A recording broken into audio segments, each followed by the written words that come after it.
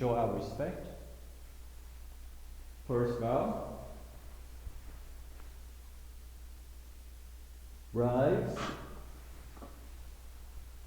Second bow.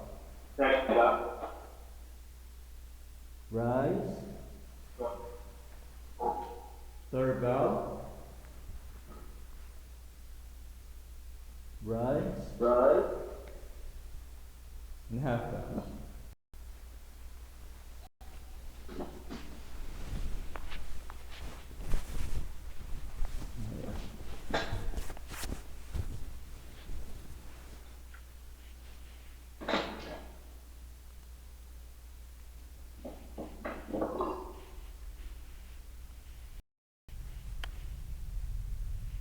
Okay.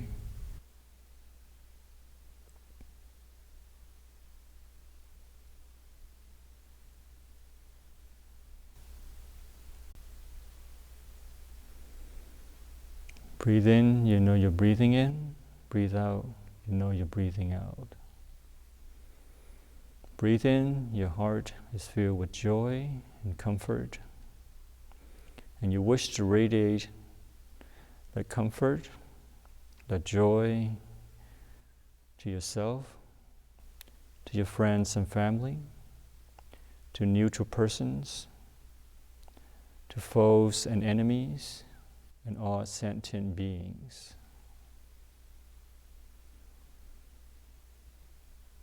In that way, you are concentrated.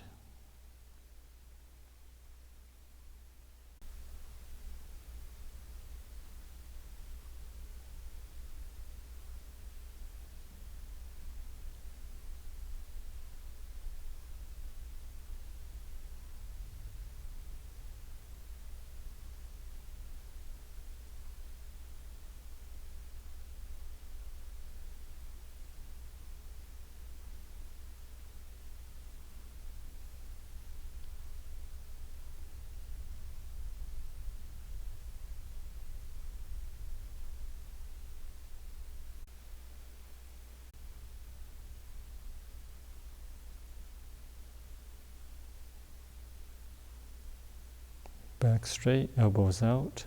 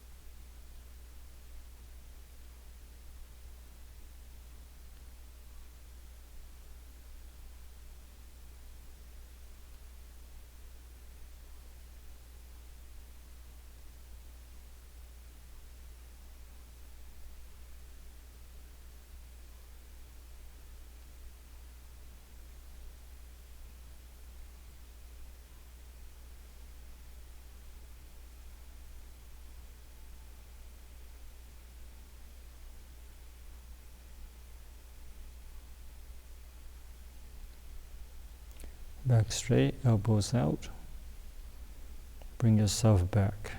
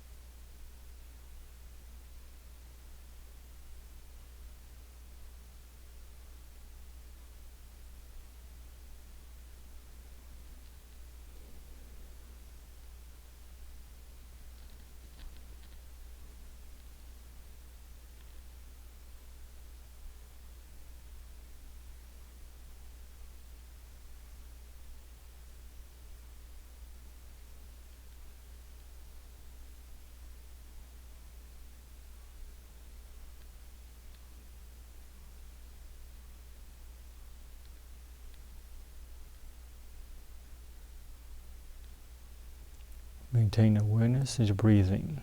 No blurry vision. Bring yourself back.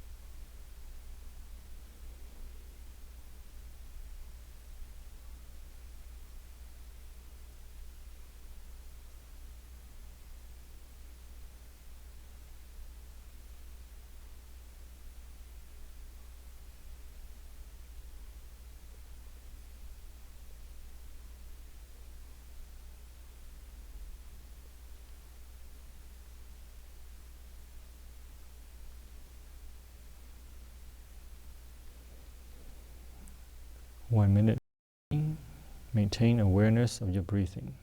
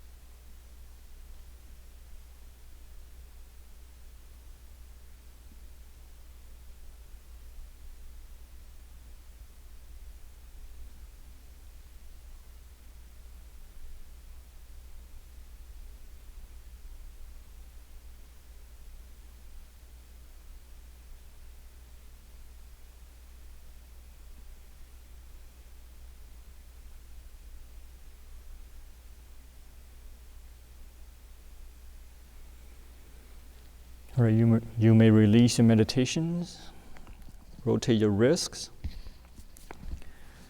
massage your arms, your feet, and continue to maintain awareness of your breathing.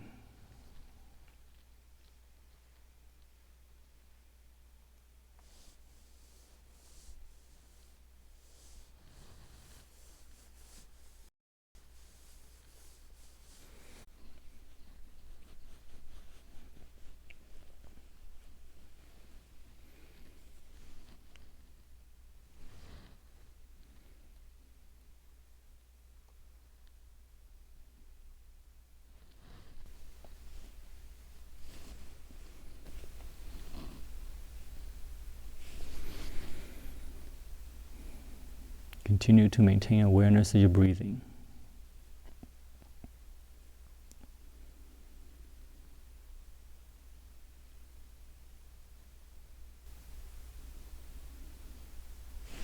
Okay. Once you have regained complete sensation of your legs, and that you can stand up safely, let's slowly rise.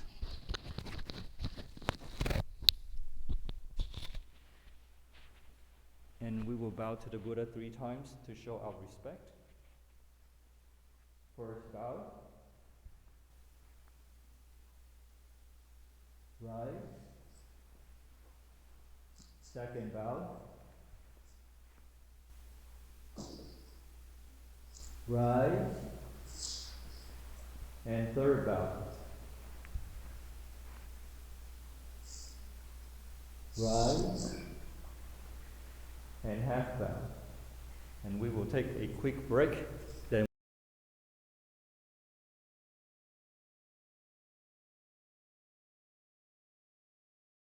we will recite the name 3 times together. Namo Shakyamuni Buddha.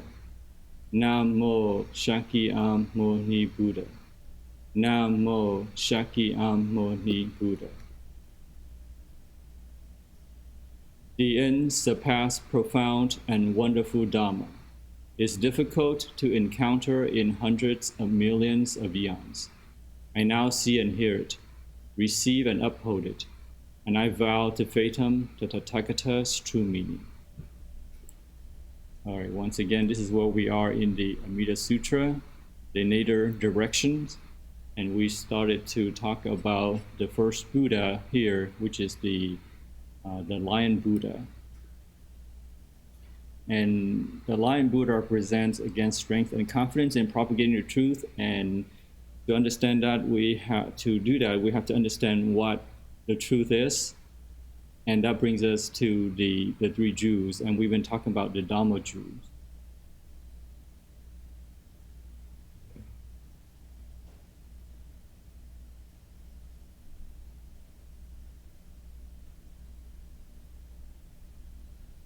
Okay.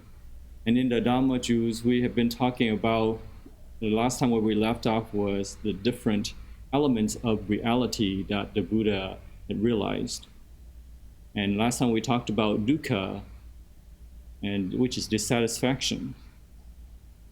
Before I continue, the next one, which is impermanence, are there any comments or questions from last time? Okay, if not, we will proceed with impermanence, which is the second element of the reality that the Buddha has realized. Okay, so impermanence, he explained in Shankarashita's book. Impermanence here is non-eternal, and it can hardly be denied at all based on the conditions of things.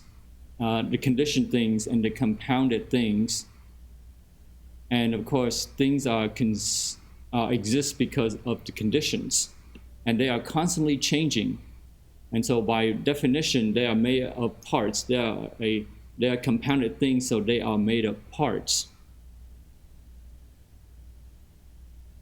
But the parts made of parts can be uncompounded, and here I just want to clarify that when we say uncompounded, we don't mean to say that it can be reverted to its original forms. There are compounded parts that once they have changed, they have gone through irreversible change, and therefore they cannot go back to their original forms. For example, like wood furniture. For example, you start with a seed. I'll pop up an analogy here. You start with a seed to grow a tree, and the seed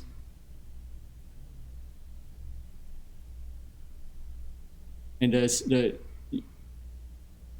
the seed here grows into trees, And then once you cut down the trees into timbers or lumber, and then you make furniture out of it, and now you cannot go back to its original form as tree or seed.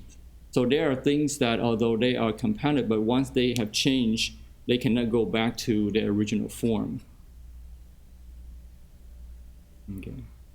So here you have a seed, a tree, and lumber, and you make furniture, and then it cannot go back to its original form. So although they are compounded, but they cannot go back.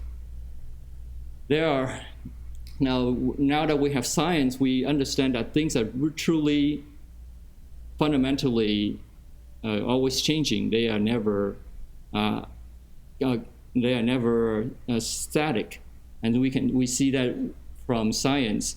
So there is no such thing as matter in the sense of actual lumps of hard, solid matter scattered throughout space.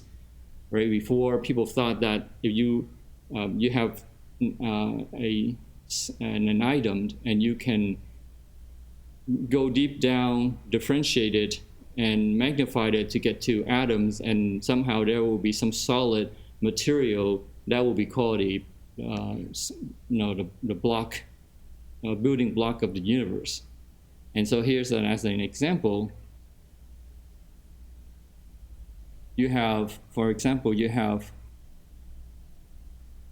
at the microscopic level, like a sandcastle, and within that you have the sandstones down at microscopic level.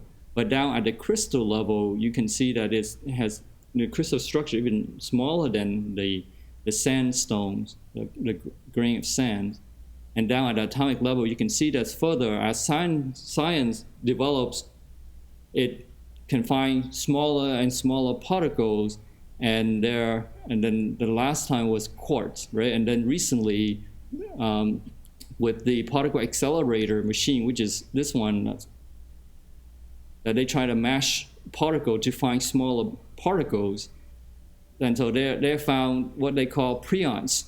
Preons are point particles conceived as subcomponents of quarks and leptons. So let me ask you a question. Based on this, do you think that science will ever find a single building block of matter?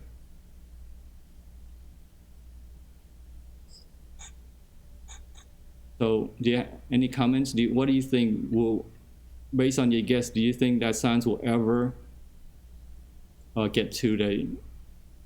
ever find the single building block of matter? Any comments?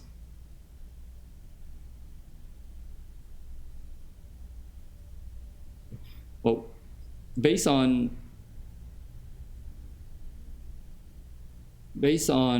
Buddhism, there will never be a single building block of matter because all things are conditioned. So as they dig deeper, they will find subcomponents, and therefore, based on from the Buddhist perspective, that they can never get to something called single building block. They may find smaller particles, subparticles, but there is no single entity that makes up a matter. And so from that perspective, the more research they do, they will find smaller and smaller components as technology advances, and that allows them to see deeper. But they will continue to find smaller particles because, based on, again, from the Buddhist perspective, that there is no such thing as a single entity that makes up something.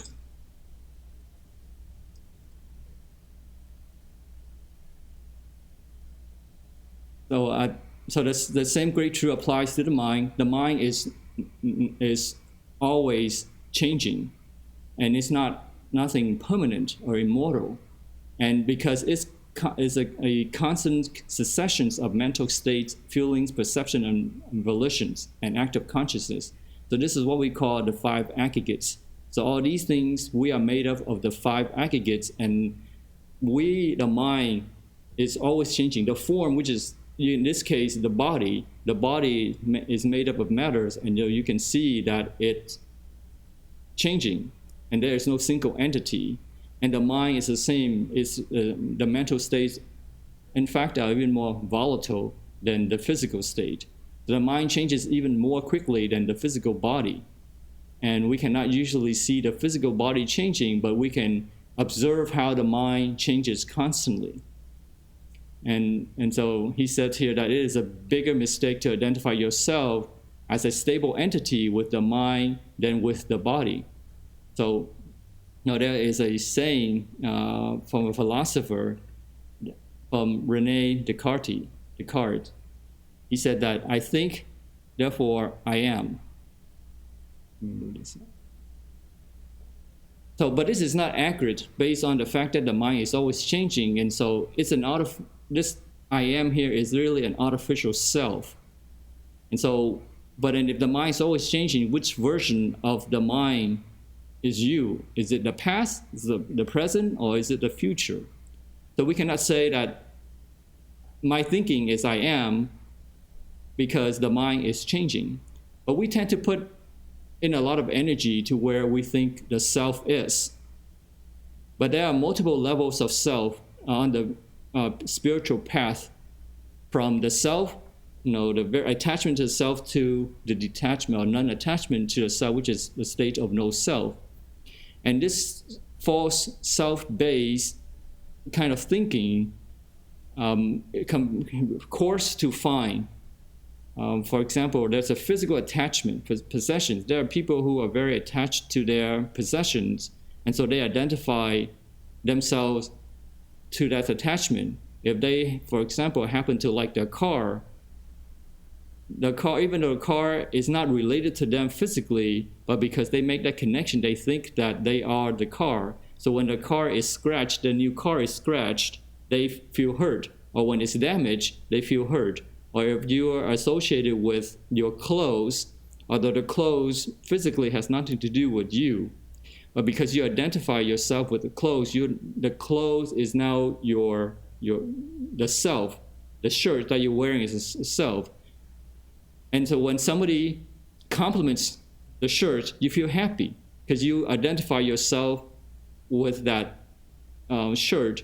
And when somebody criticizes the color of the shirt or the style of the shirt, you feel offended because you are attached to it. And so yourself is now part of, is now that the shirt that you're wearing.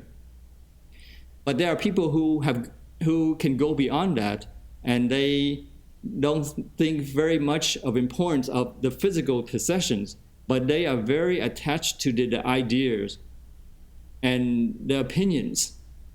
They may not care how they look or the kind of cars they drive, but if somebody criticizes their ideas or compliments the ideas, they become emotionally attached, and they can either be upset or be happy.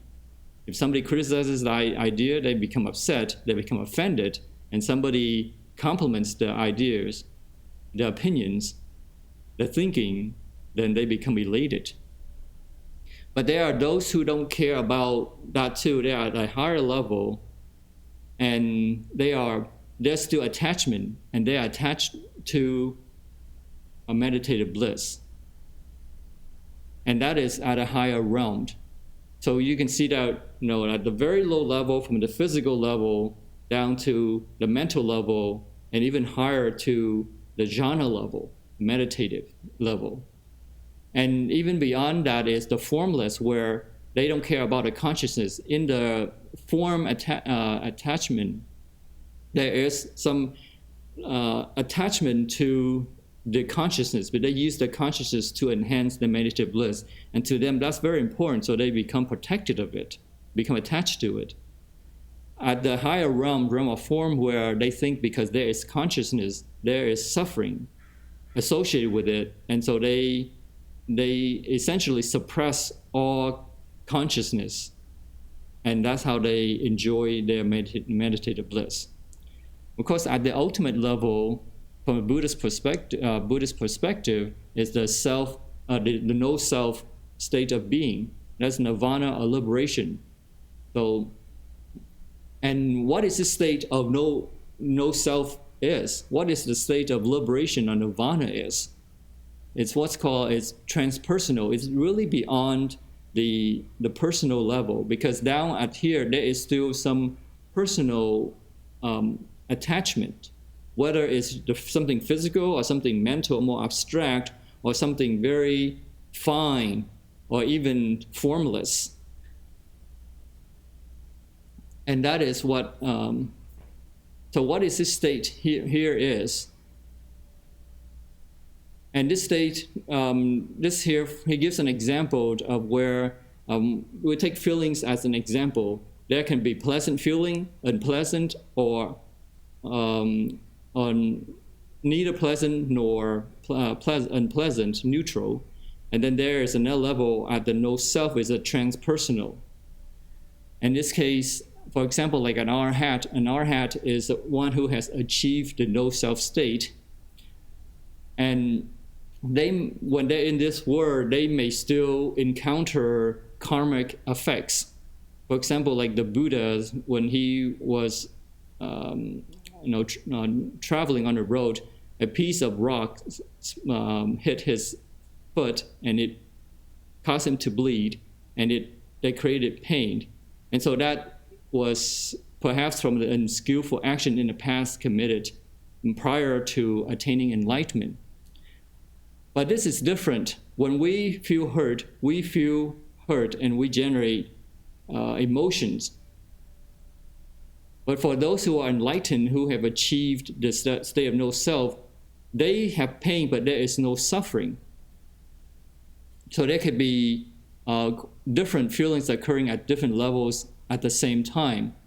Like one's hurting one's finger in the car, slamming one's finger when closing the door, or there's some overjoy in the mind, in the heart, by some event. But there is physical pain, but it does not. Make sure that I'm sharing.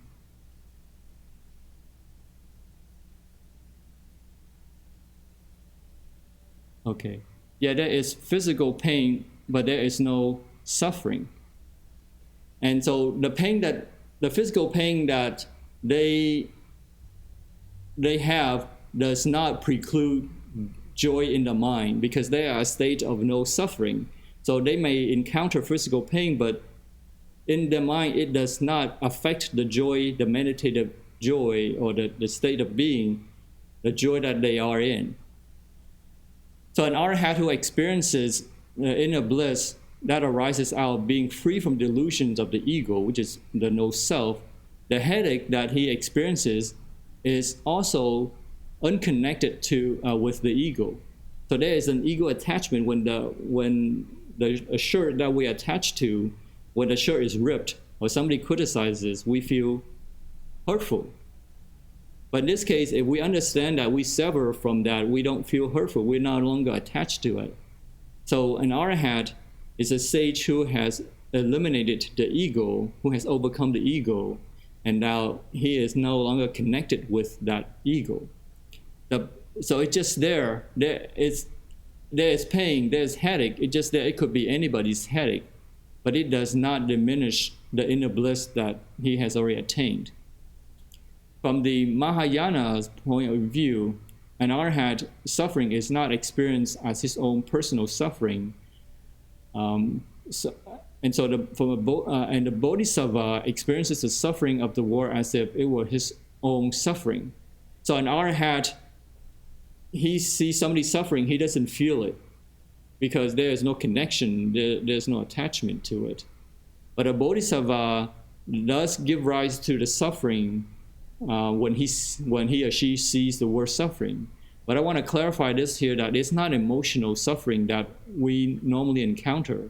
When I say suffering here, is that the Bodhisattva can associate with it to cause rise to compassion and not to personal attachment or emotional attachment. So this is not as if the Bodhisattvas are actually suffering. So they're not driven emotionally. It's because Bodhisattvas did not create the seed of suffering. They are motivated by compassion, not to leave sentient beings behind. So they do what is right, or what needs to be done at the right time. So hopefully we can get the audio working this time, but I want to revisit what we left up last time was, do bodhisattvas suffer when they see people suffering with COVID-19? And where are bodhisattvas when we need them, when the world needs them? Are there any thoughts? How come, right, we study, learn about bodhisattvas and the experiences of compassion that a bodhisattva, but while the world is suffering, where are they? Are there any comments? Okay, I'll enable the microphone. So are there any comments?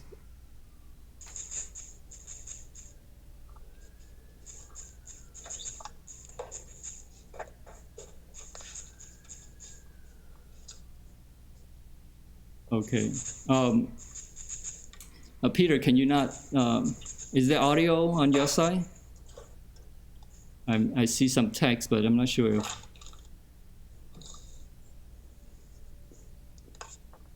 Yeah, I think that bodhisattvas come to us all the time. Okay. I think they come to us in the form of people. Okay. Yeah, I mean, they come to us, but so where are they? What the world is suffering, so where do you think they are?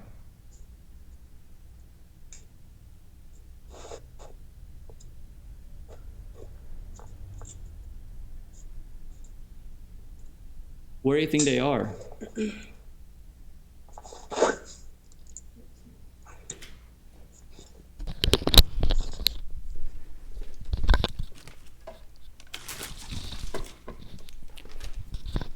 So where do you think bodhisattvas are when the entire world is suffering?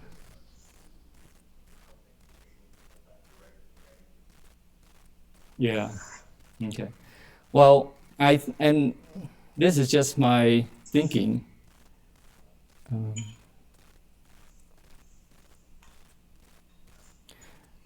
I mean, giving people, everybody has karma associated.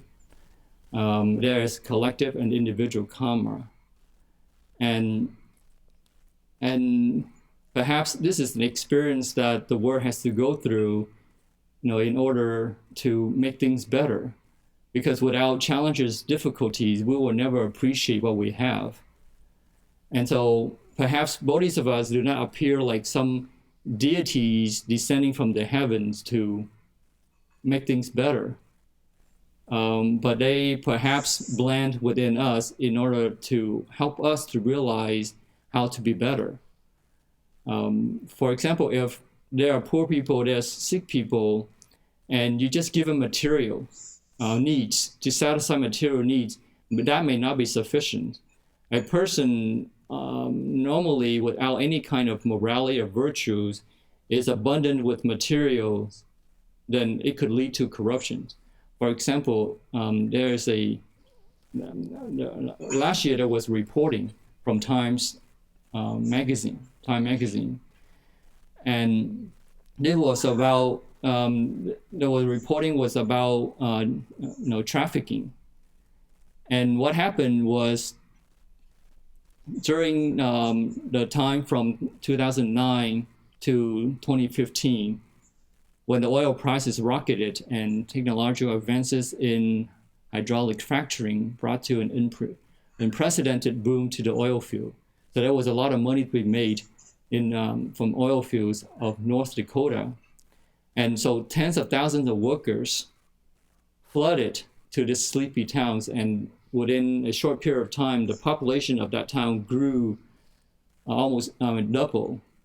And there were entry-level jobs that paid six figures because there was a lot of money to be made and they needed workers, and so they were willing to pay even entry-level jobs six figures salary.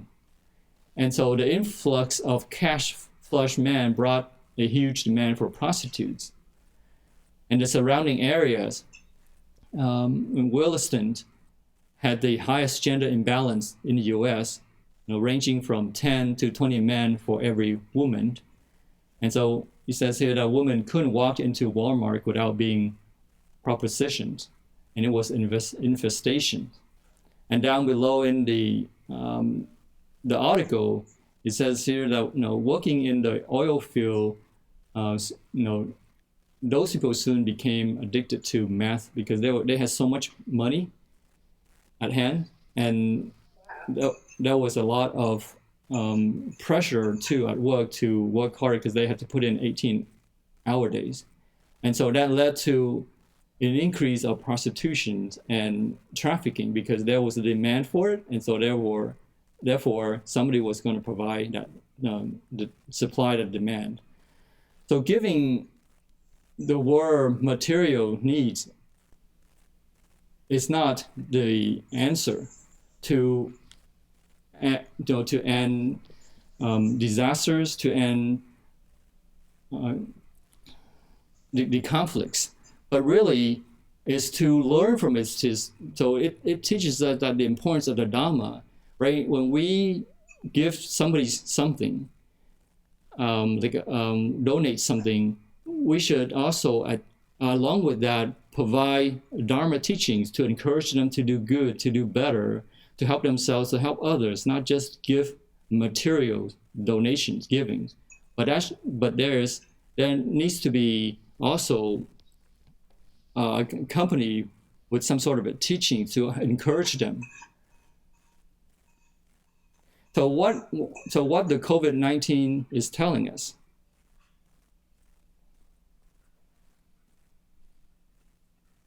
Okay, open this.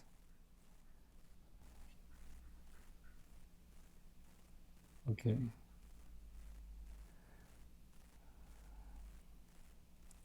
So what the COVID-19 that we're experiencing, what is it that is telling us, and what can we learn from it? Okay, can't seem to get. I'm sorry.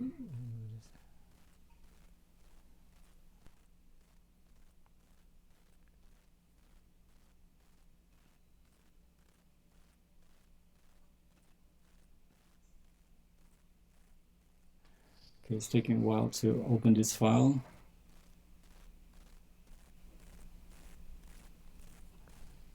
Okay, maybe I'll just open it from here. Okay. Okay, so there, I mean, what, in my opinion, I think this is a really big lesson that nature is trying to teach us, is that the merits of protecting the environment are great. For example, let's look at the reportings that. So currently, this is where we are, right? In the world, that there are 2.3 million cases of coronavirus, and the death rate was 21%. But not everybody was affected by it. There were people who were strong enough to recover. And there was another reporting here, and I'll show this with you. I'll show this YouTube reporting.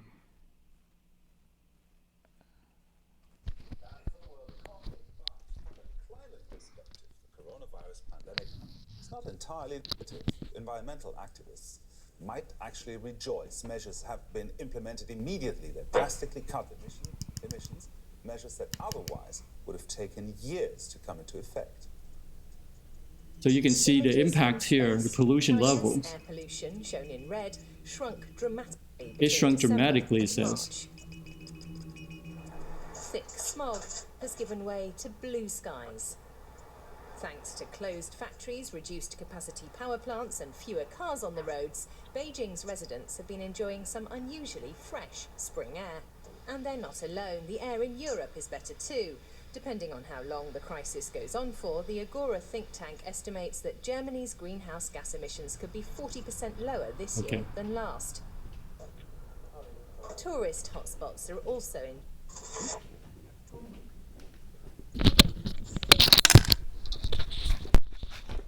So, based on this reporting, you can see how the amount of pollution has reduced dramatically just over a short period of a few years. a few months. So the money that we have to travel, while it's fun, but the vehicles we drive in, the cars, the airplanes, we essentially we're hurting the environment. So our conveniences could be harmful to the environment.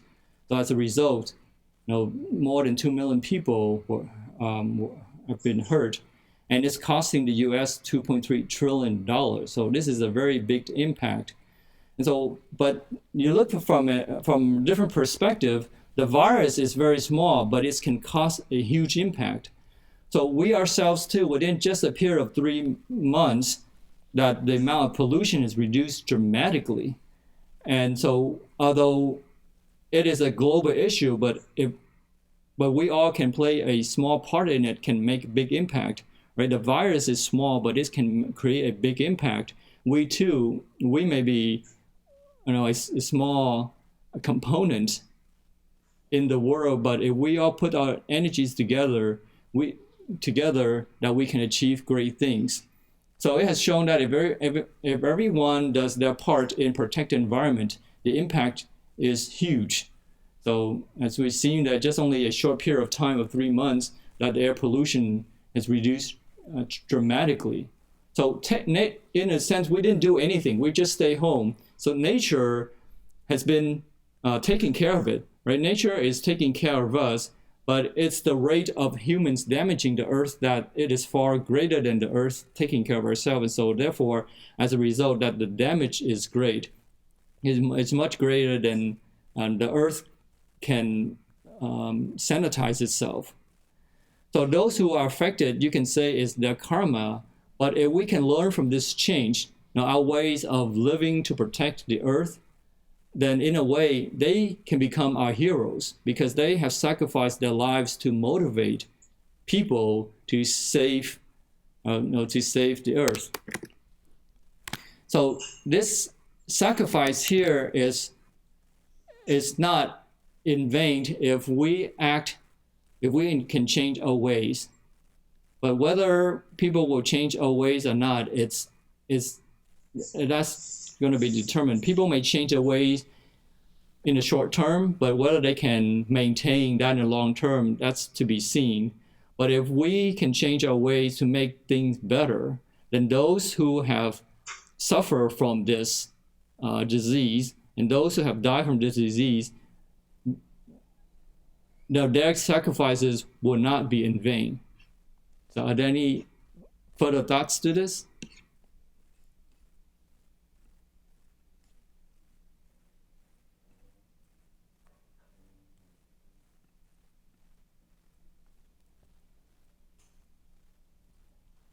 Okay, are there any further comments? Switch back here.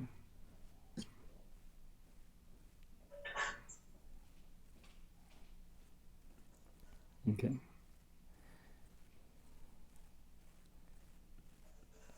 So while the work can go into turmoils with disasters, the troubles of the world, but it is not all bad based on from what perspective you were looking at, correct? And so when Bodhisattva sees this, they don't really suffer from the same point of view that we suffer emotionally. But they see much more deeper than the problem that we see in front of us. So how they solve problems is not just to feed more resources, but to educate people to change their ways. So I think this is a very big lesson for all of us, is that the environment is very precious. The air that we breathe is extremely precious, and we should do our best of every part that we can to protect it. Okay. So while the bodhisattvas may see the worst suffering and they can identify with it, they cause rise to compassion, but their inner bliss does not diminish. So the important point to take from here is to realize that the experience of the non-self, rather than the experience of the pleasant feeling, is more important. So the pleasant feeling, the unpleasant that we have, It's really relative, it's emotional based. But the non-self itself has its own quality of pleasantness, which is really beyond the relativity of pleasant and unpleasant that we normally experience. So this kind of pleasantness is really beyond, again, the emotional pleasantness and the unpleasantness that we are known to experience. So, and whether it's any kind, one can have that experience of non-self around any combination of pleasant or unpleasant or neutral feelings. To them, it doesn't really matter, because whether it's pleasant, unpleasant, or neutral, it does not diminish the inner bliss that they experience. So whether it's those feelings are one's own or others, it doesn't matter to them, because they are beyond the non-self. It's just like, an example is like when you have self, you are attached to the ego, you are now building fences around you, and you are separating yourself. Those who don't have the ego anymore is like those who have broken down the fences around them, and now they can identify there is no segregation. So while we have the ego builds fence around us, and it separates us from others, and that's why we cannot easily identify other people. Whereas bodhisattvas, they have knocked down all the fences, and therefore it's easy for them to see there's no self, to identify themselves with others without the selfish part of it. So one would try to get rid of the unpleasant ones and cultivate the pleasant ones. But whether one succeeds or not, it makes no difference to the selfhood, meaning that the non-selfhood, or you can call it the Buddha nature. The Buddha nature does not get impacted. So when one is suffering, it doesn't degrade one's non-selfhood, that Buddhahood.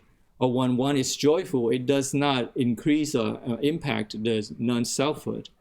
So the nature of the non-selfhood is, you can call it complete, but one must put in the efforts to realize it. So an example is like you have all the ingredients in your at home available to make a cake. So you don't have to worry about running out of materials or have to go outside to buy what you lack. So our Buddhahood is similar, that it's complete. We don't have to really search outside, go to a specific place to meet a specific person in order to gain enlightenment. Of course, it helps to get encouragement and advice, but ultimately, what's important is that we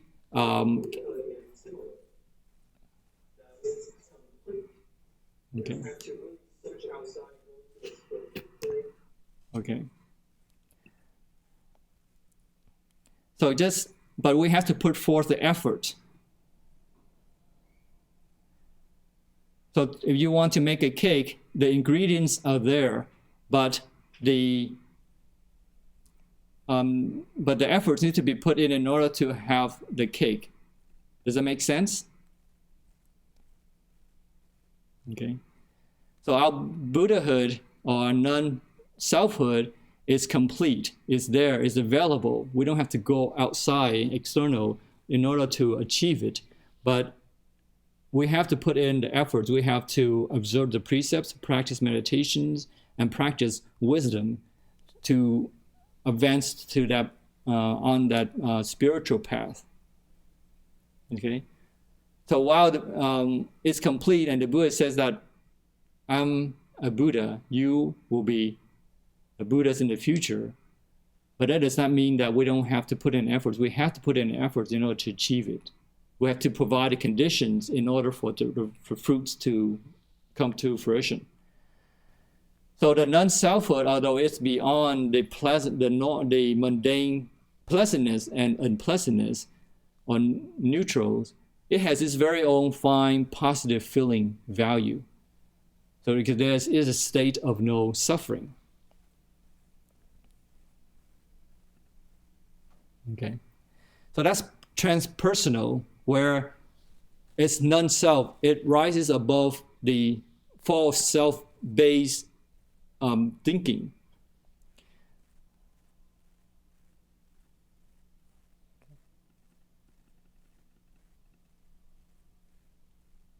Are there any comments at this point?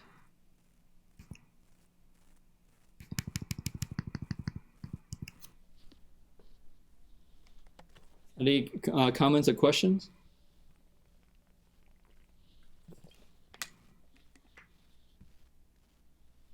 Okay, if not, we proceed. So the transpersonal feelings, in this case, transcends the personal attachment and aversion. Aversion is really a negative form of attachment. For example, if let's say you're meditating at home, or you're enjoying a peaceful backyard, and then your family starts to talk out loud, or your neighbors making loud noises, that now that you become very annoyed, and you try to ignore it and focus on your meditation or relaxing enjoyment, but the noise continues and you get even more annoyed. And so you are putting even more effort to shut out that noise to try to preserve your bliss. But you can't focus anymore on your meditation, and finally you get upset. So it seems like you are trying to avoid it, running away from it mentally and emotionally. But the matter of the fact is that you become more attached to that annoying noise. It's because you become more and more focused on it. So your whole energy is now concentrating on it. So although we hate something, we say we detest something, we don't like it, but it's also a form of attachment because we continue to put our focus on it. It's like our meditation practice.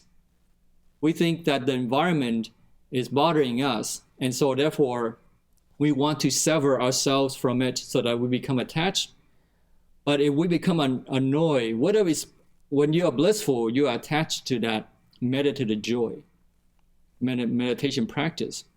But when you are annoyed, you are also attached to it from a negative point of view, right? So positive form of attachment leads to craving. Negative form of attachment leads to aversion or anger.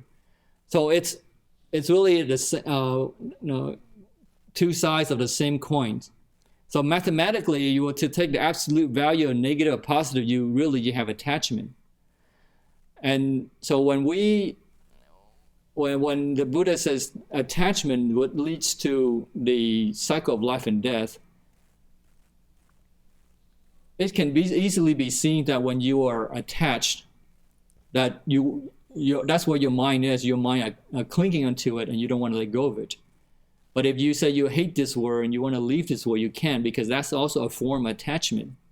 The more that you hate this world, the more attachment, because you are focusing your energy on it, your negative energy on it. And so you're putting your negative energy on something that you are attached to. Does it make sense? Okay. So that's why we should observe our emotions. When we say we hate something, it's also a form of attachment, okay? But there are different levels of attachment. According to Yashi Galveston, attachment is in the mundane form of attachment is this kind of sustaining feeling of addiction, right? That leads to desiring for essential things of this world, the 5 desires. And that's why we are here in the cycle of life and death. It is because we have attachment to the sensuous things. We enjoy the hearing, enjoyment from the hearing, enjoyment from the seeing, the sight, enjoying from the touch. And so all those things lead us back to this world. And eventually it leads to dukkha, dissatisfaction, because we realize the unreliable nature of those things, where we want those things to last. We put in our efforts to preserve those things, but those things don't last. And therefore, it leads to dissatisfaction. The other kind of higher level is the sustaining feeling of realization. And that is by turning away from being addicted to those sensuous things. So we can see that the 5 desires, right? Wealth, sex, fame, food, drinks, and sleep. Those 5 desires are really difficult to stop. But in order to overcome that, you need to have meditative bliss. And so from here we can see that it's only meditation. Meditative bliss is strong enough to overcome the 5 desires. Once you have experienced meditative bliss, those desires for the sensuous things become unimportant. In fact, you will see them to be very burdensome. Right, a nice car, the expensive car, the big house you have with the big mortgage, although it's fun to be entertaining guests, but behind that, there's a lot of work you have to put in to maintain it. If you have to hire somebody, you have to pay somebody to maintain it, and it can become financially burdensome. But those who enjoy, and at the end, they do have some sort of happiness, joy from entertaining the guests, but behind that is very tiring. But those who practice meditation, they don't need the big house, the nice car in order to have their meditative bliss. I mean, to have that joy, but they can achieve the joy through meditation. And so for them, it is a much a better deal, if you will, to have that joy with minimal amount of work. But then eventually it will lead to dukkha because of last time we talked about, you can, with this kind of meditative bliss, if that's what you're relying on, you will still have the dukkha or the dissatisfaction of decay. Things will decay. Your meditative bliss will decay. The world around you will decay because that's by nature, things change. You have something to decay, and it'll go back to formation, and eventually it'll decay again. So things will decay, and so this is not truly, it's not truly perfect because things will naturally decay. But there's another transcending level, is a no ego, which is nirvana. And in nirvana, there's dwelling and non-dwelling. Dwelling are like arahats, those who don't want to. There's a population of sages who once have achieved the no ego state. They want to dwell that. They don't want to have the physical body, the physical senses to cause rise to affliction. But there are those who are in the non-dwelling nirvana, like bodhisattvas, who are willing to come back to carry the burden of the world, to help the world. But to them, it's not really a burden because the burden of the world is not their burden. Although they take part in it, but then they are not attached to that, I'm the savior of the world. So there are 2 types of the nirvana. Okay. Are there any questions? Are we good so far? Okay.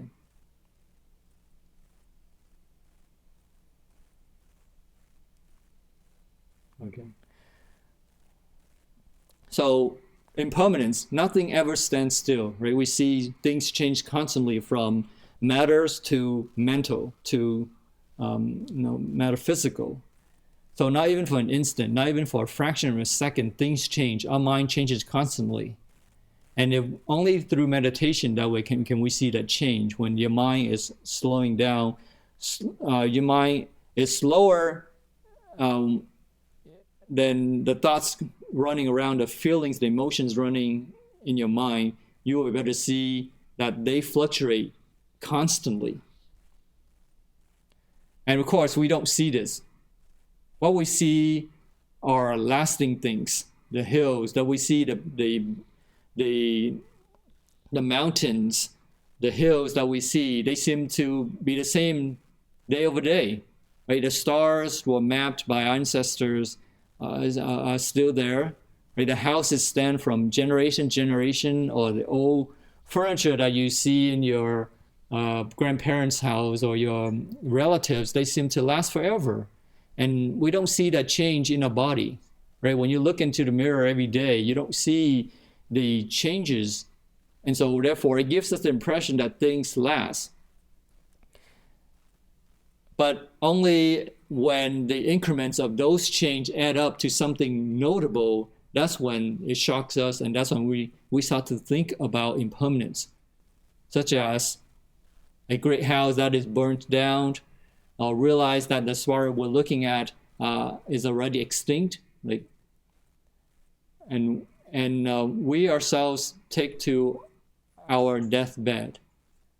And that's when we realize the truth of impermanence or non-eternity. So all conditioned things, from the minuscule particles to the most massive stars, begin, continue, and then cease. So this is all continuing cycling from destructions to formation to dwelling, to decay, and then destruction. So that cycle continues.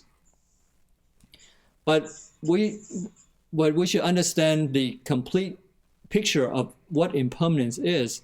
Impermanence is change, which is essentially opportunities for us for new development.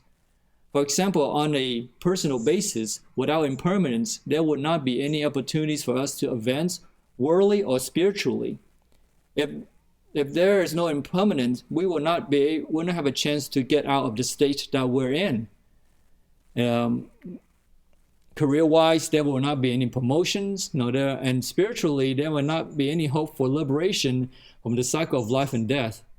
And so we should understand conditionality in a sense that we understand change, but what's more important is how to provide the conditions for those change to change for the better, for things to change for the better. Of course, there are two types of change: the cyclic kind and the spiral kind.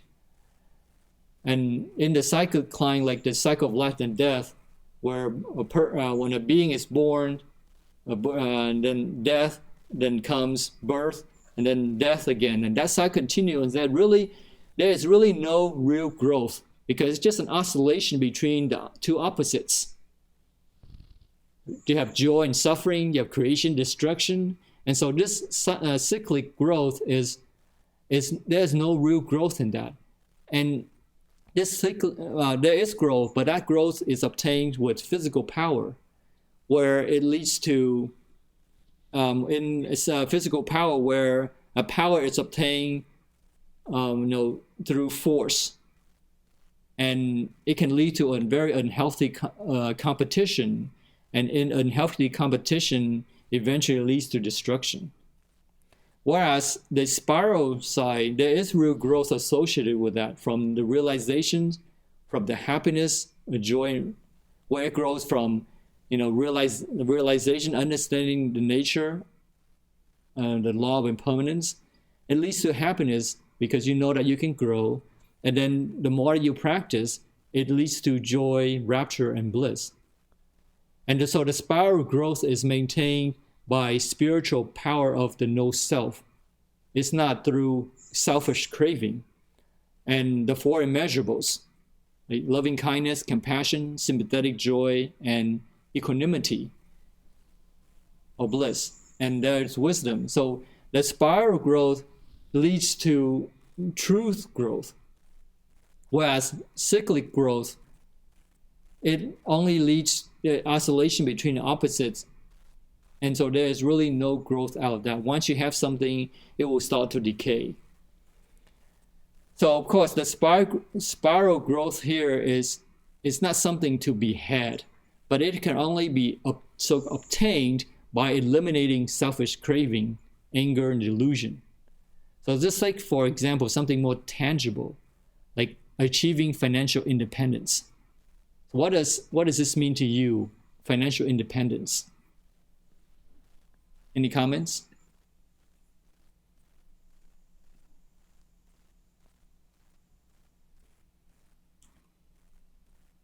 Are there any comments?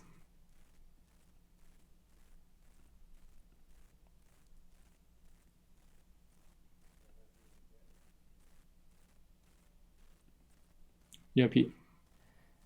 Okay. So let's just take an example, like a person who wants to achieve financial independence. one definition of that is that there's no worry of money, correct? You can, whatever that you need to buy, you have the financial ability to do so. So there's no fear in ever running short of money. But if we examine it closely, we can see that this fear of running out of money is because there is a need of money.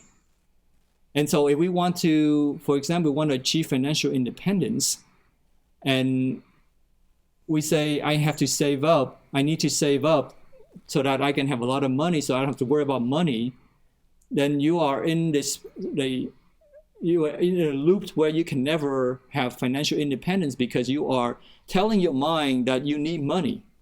And the more that you tell your mind to save up so that you have enough, you continue to need money. And so it's a vicious cycle you can never escape. So perhaps one way to achieve that financial independence, and it's really a state of mind, because there are people who can just, they can just go by and their lives happy with just a small amount of income. But a person who's who has a lot of money may still be very in a state of fear of not having enough money, right? $1 million that you have in your pocket doesn't mean that you have financial stability or independence. So it's not the amount of money necessarily that can make us feel secure. I mean, realistically, we need to have some amount for basic needs. But beyond that, it's more of a mental factor. So the more money if you look at the scale, the more money that you have, I'm drawing this line here, a linear scale, right? The more money that you have, the more security you feel you have, but eventually it will flatten, because more money does not necessarily mean more financial independence or security. So at this point, it is more mental, a state of your whether you feel happy or not is no longer based on amount of money, but now it's more of your emotional stability and your spiritual growth. And so if we want to have financial independence, we really have to start with the mind that we don't need a lot of money. And how do you do that? Well, one way is to practice giving. When you give because you see the suffering of others, you are empowering yourself to give, meaning that you can give away to help other people and without feeling insecure. And so because whenever you give, you are empowering yourself to feel secure. And so every time you give, when you are changing your mind, you are making your mind stronger, because you are reinforcing that thinking that you are not in need of money.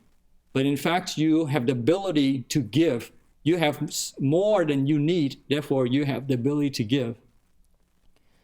So a person who wants to achieve financial independence says to himself or herself that I need to save a lot of money in order to achieve financial independence. Is in the vicious cycle. But I think a better way to approach financial independence is to rethink and to improve the mind in such a way that you are no longer dependent on money in order to achieve that financial independence. And so one practical way is through giving. When we give to a charity that we know can bring benefits to a lot of people, we are empowering self, we are reinforcing a mind that we are not in need. And so over time, when you start to realize that you are really not in need of money and whatever you have is sufficient, you essentially have achieved financial independence, because you are no longer enslaved by the dollar bills, the bank accounts that you have. Does it make sense?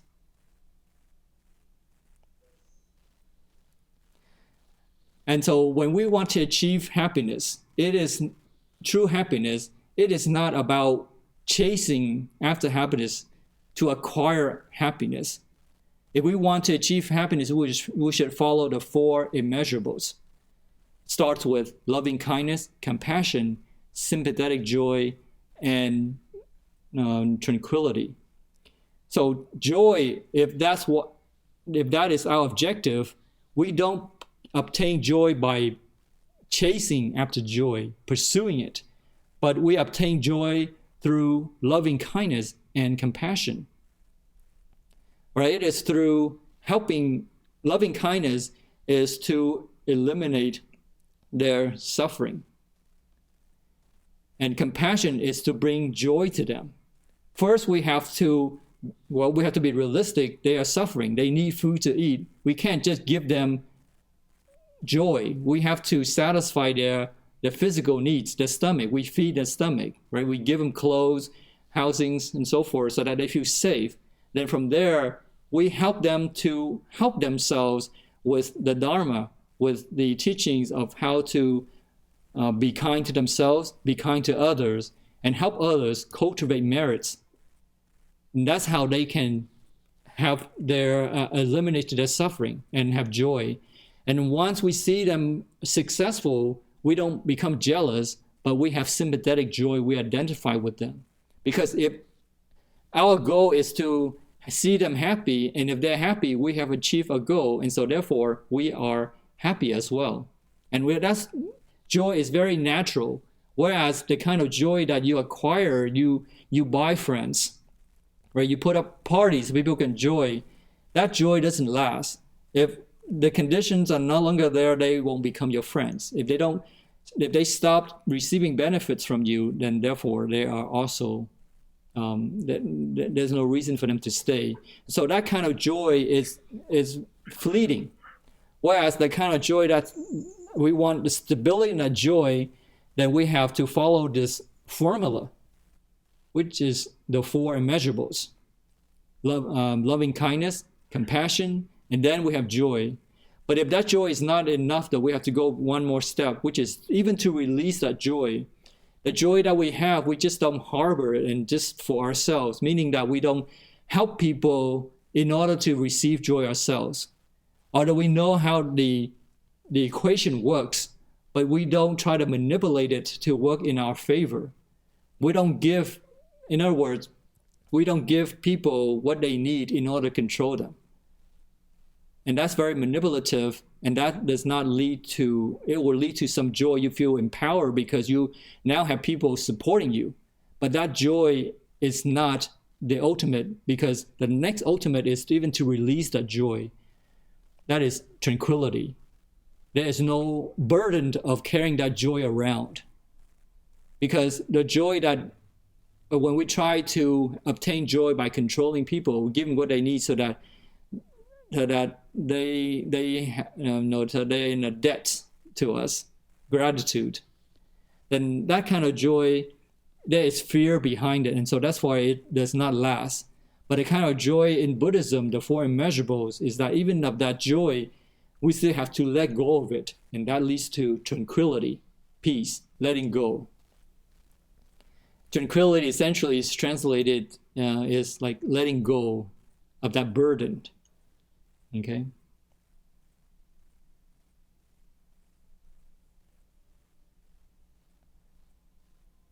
Okay, so what we're trying to say here is, impermanence is just change. Change is not necessarily bad. It is bad if we're attached to it and it leads to dissatisfaction, disappointment. But change, if we welcome change and if we have merits behind it, change will always be better because we have given change the conditions, the right conditions to grow into right fruition. So as long as we cultivate merits, we exercise compassion, loving kindness, and giving, we should not be afraid of change. Any change that occurs with the right condition will grow into something very beautiful. It is only fearful that we don't have the right conditions to give change, and when change occurs, that's where with the wrong conditions, it could go to the wrong, can have the wrong effect, the bad effect. So we should welcome change. We should not be afraid of change, because we understand conditionality. We understand the kind of criteria, conditions to have the right kind of impacts, the right kind of effects. Okay? Are there any comments, any clarification?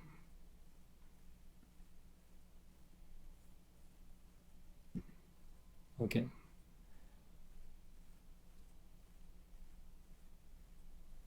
Okay, so that's essentially, the Buddhas realized that the impermanence, that's a reality. There's some thinking, right? Some teachings that say there is something that is permanent down at the subatomic level or whatnot, or spiritually, there's a core of something that is not, that is eternal. And in Buddhism, Buddhism does not accept that, because things change and based on conditionality. So change, so we should welcome change, like we mentioned. It is because when we have the right conditions, we have the right change. Right? So we move this out. Okay. All right. Are there any other comments, questions?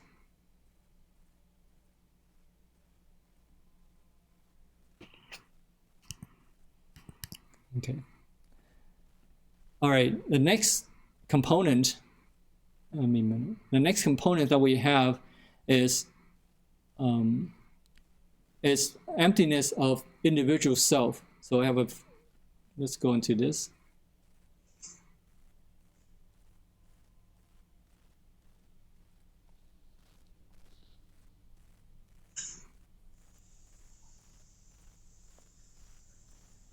Okay.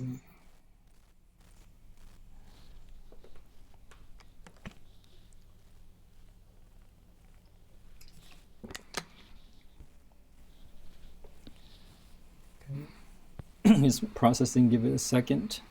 Okay.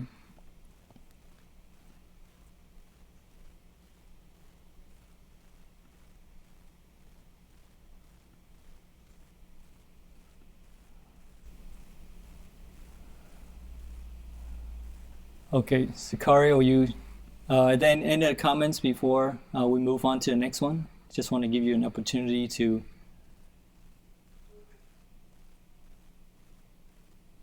Okay, can you hear? I cannot hear you, Sicario. Yeah, yes. Oh, okay. Any comments? Yes. No comments. Okay. So person. Okay. All right, let me open the next one. We have a few more minutes here.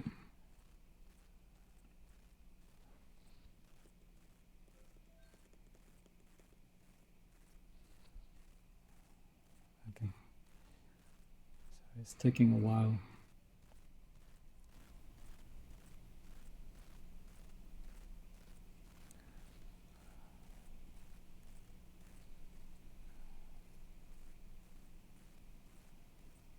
Okay.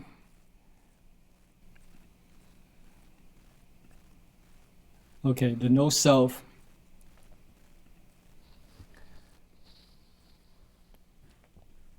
So no self is that all conditioned things are devoid of a permanent and changing self. So what does this mean?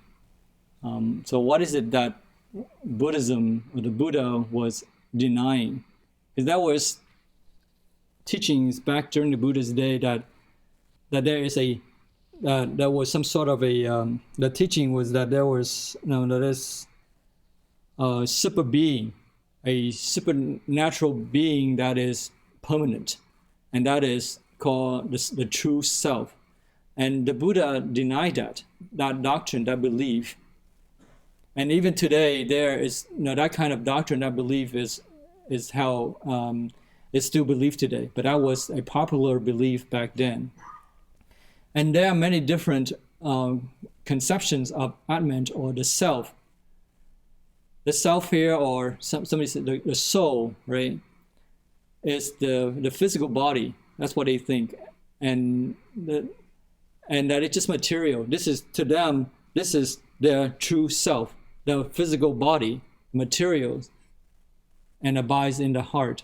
So the most common view in the Buddhist day, the one that which he appears to have been most concerned, asserted that the Atman or the self was individual. This is me and that's you. We are separate. You have your own self, I have my own self. And that and that it is unchanging, it is blissful, and it's sovereign, it's all powerful of its own existence. And so that was a belief back then. And in a sense that they believed that there was this true self that have complete control over one's destiny.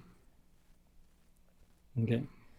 So when one is attached to the idea of the individual self, one is creating essentially a fence around oneself, separating others. And this is under the control of the ego, and it leads to selfish cravings, selfish protection, because one is attached to that, to the idea of the ego. But the Buddha maintained that there was no such entity. If you look within yourself, at yourself, you can account everything you observe under just 5 headings. In other words, the 5 aggregates, right? Form, which is like the body. Feelings are perceptions or emotions, projection from the feelings, and volitions. In this case, is your intentions, and the act of consciousness, differentiation, ability to recognize. Nothing discovered in these categories can be observed to be permanent, right? We can see that our whole existence is based on those 5 aggregates: the form, the feelings, the perceptions, volitions, and consciousness. And nothing is impermanent. Things change. Our body changes. Our feelings change all the time. Perceptions change. Our intentions also change. And the way that we recognize things would change. When you see something, it doesn't mean that you recognize it, because without attention, you don't recognize it. And even if you recognize it, but your perception can change. Like one thing that you like, next thing you don't like, right? It changes, and your impression of it also changes.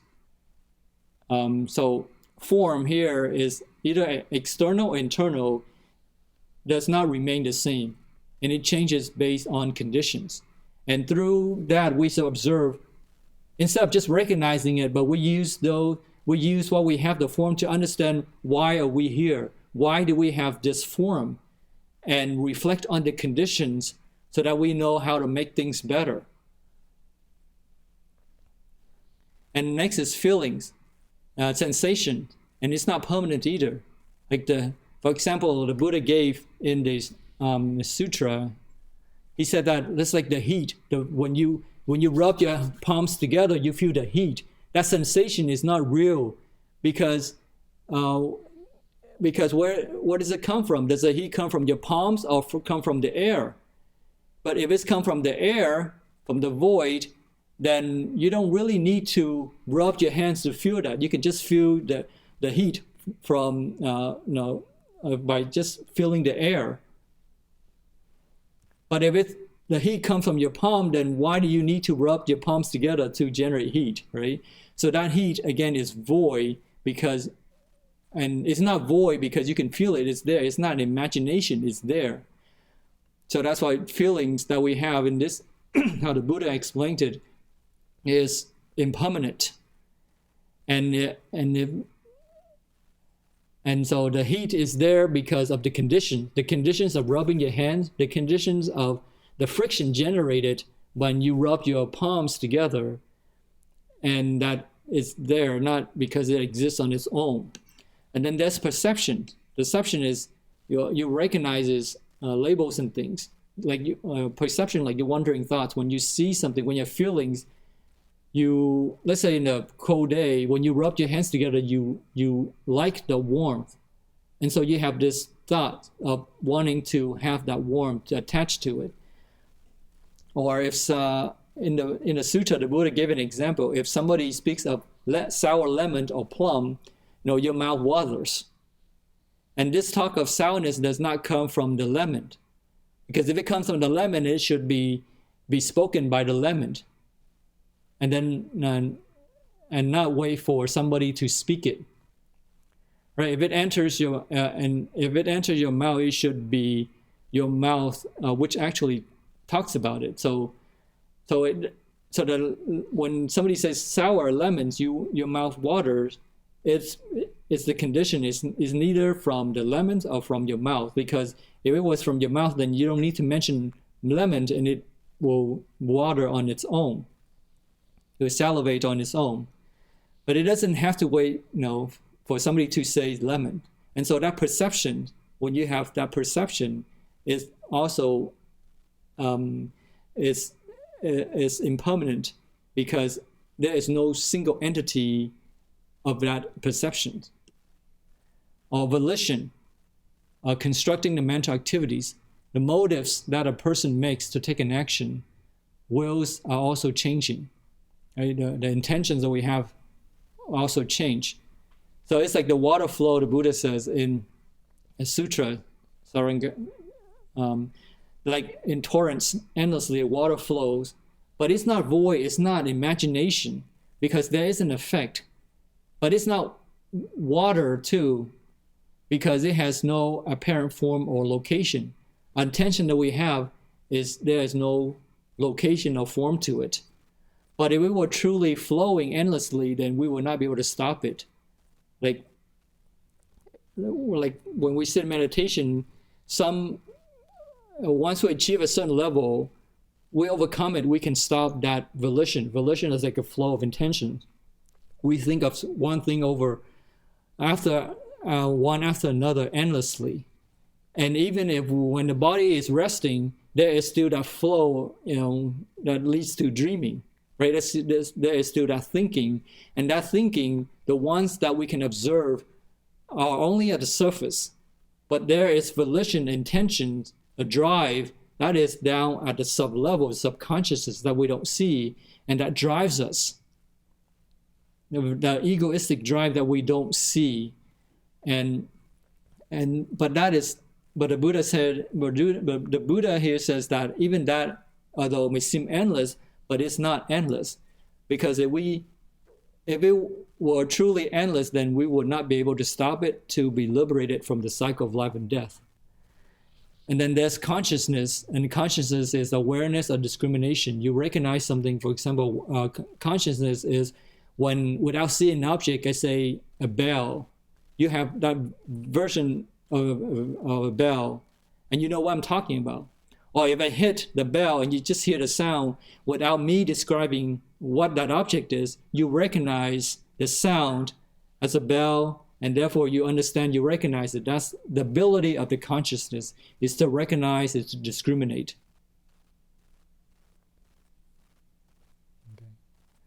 So the Buddha says that even those, the five aggregates which we think are ourselves, some people attach to the body, some people attach to the feelings, they identify with the feelings. They say this is right thing to know, the feeling, this is who they are, or they're thinking, or even the intention. Every time that they're associated with one of those aggregates, they identify themselves being the true self, being one of those five aggregates. But those five aggregates are not the true self. So nothing discovered in these categories can be observed to be permanent.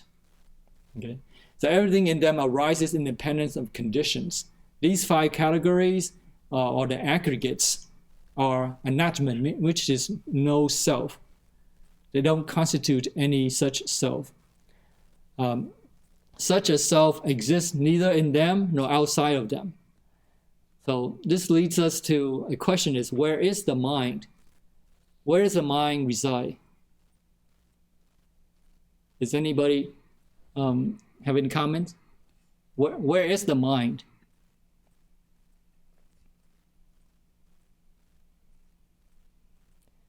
So we say we have this mind, this consciousness, but where is it at? Where is it, or what is it? Okay, somebody speaking. We cannot hear you, Teresa. You're just speaking. Yeah. Well, if I know the answer, I wouldn't be sitting here. But I think the self seems to me it's like everywhere. It's everywhere. It's it's reflected in everything we do, every moment how we feel or how we react to things. Right. But of course, I know this is not the real, like you said, no individual self. Right. It's the so this fake, right. fake self. So there is the false self that we have, and then the Buddha calls there's something called a true self, but it's not something to be had.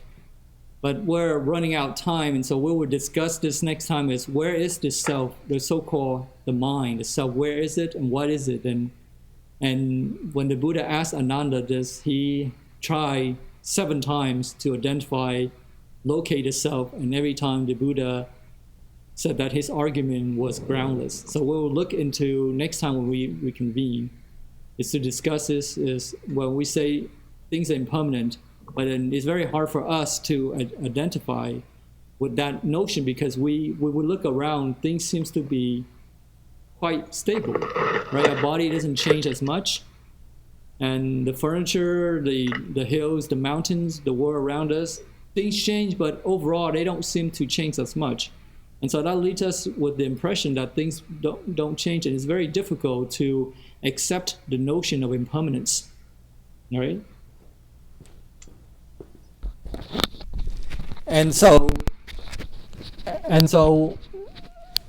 But the Buddha is saying here the impermanence really is a reality, and the self itself, the false self, is also impermanent.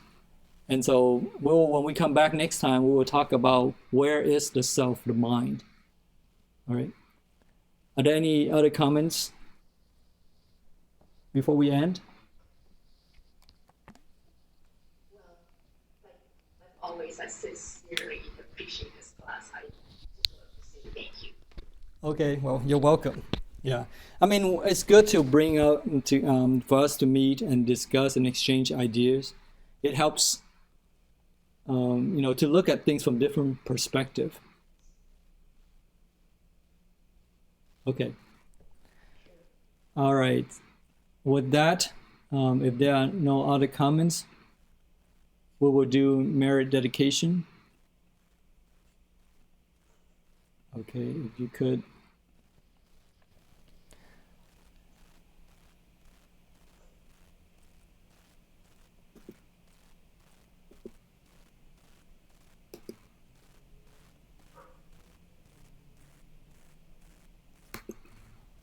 Okay, you could please join your palms together. We recite.